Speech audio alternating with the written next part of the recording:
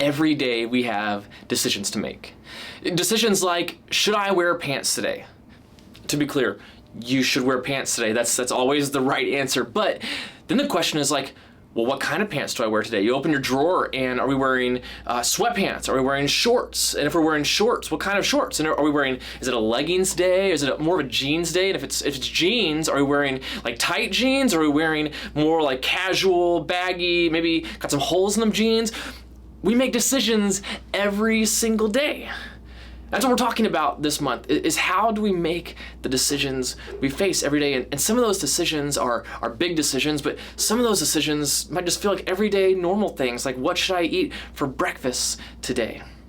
If you were at Thrive or Refuge, we were talking about Mad Libs. And I love Mad Libs because they're such like a metaphor for life. They have these empty slots where we can fill in, make choices about what kind of words we want to fit into this story without knowing the big picture. And so we pick adjectives or verbs or nouns and they fit into this story.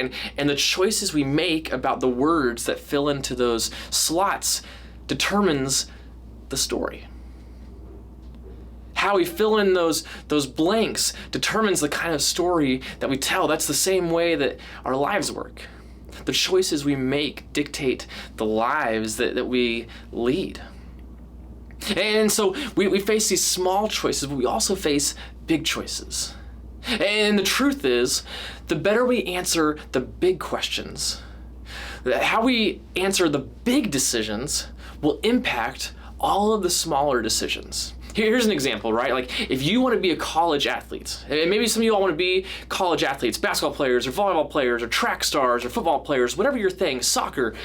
If you decide you want to be a college athlete, well, that's going to impact other parts of your life. It's going to impact how you spend your time. Are you going to spend your night playing Fortnite or Minecraft or Call of Duty with your friends until 2 a.m.? Or are you going to spend it training? Practicing? What kind of foods are you going to eat? What kind of nutrition are you going to have? How are you going to spend your time? And so when you answer the big questions, that determines the answers to the little questions. In the same way, you could say like, here's the kind of person I want to be in a relationship. And depending on that answer, that will help you answer questions like, well, how far am I willing to go? Or, questions like, am I going to cheat because this other person kind of likes me too? When you answer the big question, that helps you answer the small questions. And the same thing is true of following Jesus. When we decide to follow Jesus, it impacts all of the smaller decisions we have to make. Saying yes to following Jesus impacts how we love other people, the kind of people we spend our time with, the kind of people we invest our lives with. Are we going to be loving? Are we going to be kind? Are we going to be generous and patient? Following Jesus isn't just like a decision that impacts one part of our lives, it impacts all of our lives, all of the decisions we make. And so as we talk in core groups tonight, that is the question.